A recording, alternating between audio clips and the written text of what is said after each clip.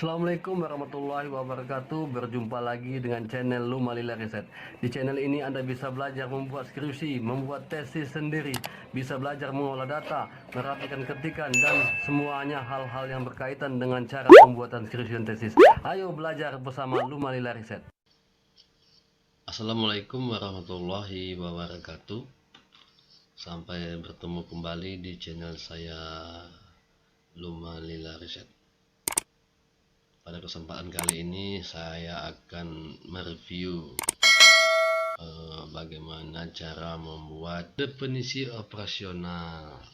Nah, definisi operasional ini konsep teori dikaitkan dengan fakta lapangan.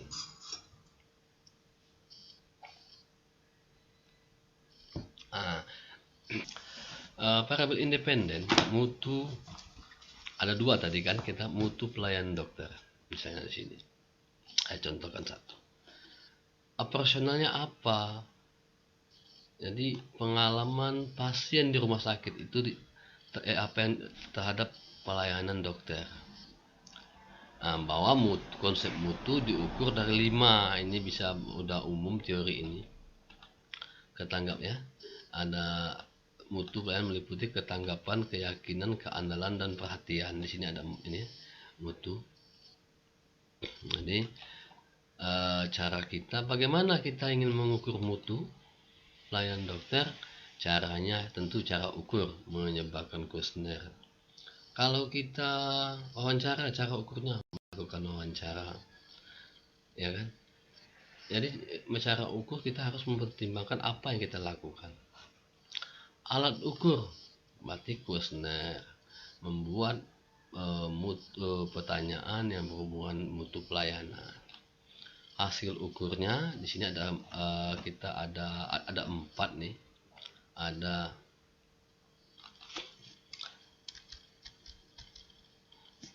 terbagi 2. Hasil ukurnya terbagi 2. Tidak bermutu jika nilai yang didapat kecil dari median, bermutu jika nilai yang didapat besar dari median. Hasil ukur ini sebenarnya kalau bisa saja dari bentuk pertanyaan dan skala ukur yang kita gunakan.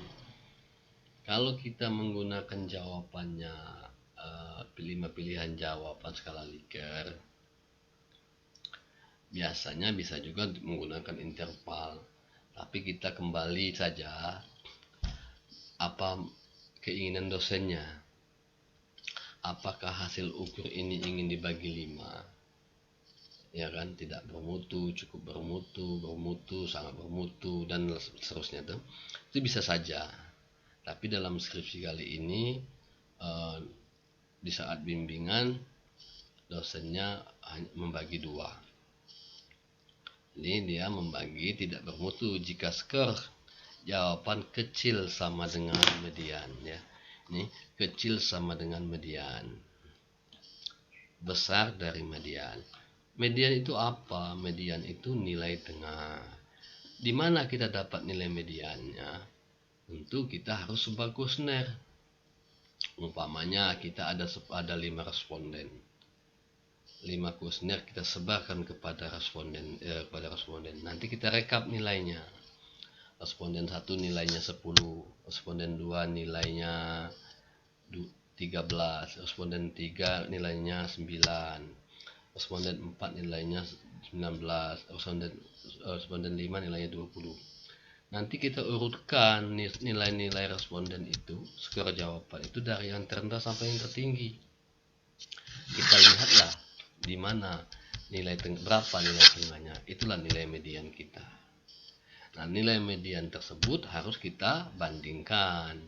Artinya kalau dia kecil dari sama dengan median tidak bermutu, besar dari median bermutu. Ini kode 12 ini bukan nomor urut. Ini adalah kode. Jadi nanti dalam penelitian ini yang tidak bermutu tidak bermutu kodenya 1, yang bermutu kodenya 2. Ini namanya pengkodean. Ada juga yang mulai dari 0 tidak bermutu satu bermutu ini sama saja. Yang penting dia berbentuk angka, karena dalam pengolahan data statistik dia tidak akan menerima kalimat tidak bermutu. Jadi sebelum apabila kita ingin melakukan pengolahan datanya, kita harus memberi kode. Tidak bermutu itu kodenya 1, bermutu kodenya 2. Nah, kemudian skala ukur. Nah, ini ada skala ukur. Skala ukur kita adalah ordinal. Ordinal itu apa? Data yang berbentuk tingkatan. Kan? Bermutu, tidak bermutu. Nah, ini jenis-jenis skala Likert yang kita guna, skalanya. Jadi ini berdasarkan teori mutu pelayanan dokter itu ada rendah, tinggi, misalnya ada skala Likert yang biasa digunakan, ada tingkatannya. Maka skala ukur mutu itu dia ordinal. Mutu itu data yang berbentuk tingkatan. Misal yang bentuk tingkatan kayak gini, SD kelas 1, kelas 2, kelas 3 itu bertingkat. Eselon jabatan, eselon 1, 2, 3, 4, 4, 3, 2, 1 itu bertingkat. Dia data yang berbentuk tingkatan. Jadi apabila jenis datanya berbentuk tingkatan, maka kita menggunakan skala ordinal. Jadi kalau dia tidak berbentuk tingkatan, dia menggunakan skala nominal. Kemudian kita lanjut nanti untuk mutu pelayanan perawat, mutu kepuasan pasien juga sama prosesnya, ya. Jadi sekian, terima kasih, semoga apa yang informasi yang saya berikan ini bermanfaat. Mudah-mudahan semua kawan-kawan mahasiswa dapat paham, mengerti. Sebelum saya akhiri, mohon dukungan pada channel saya Lumalila Riset ini dengan like, subscribe, dan share, sehingga channel saya dapat terus berkembang. Sekian, terima kasih. Assalamualaikum warahmatullahi wabarakatuh.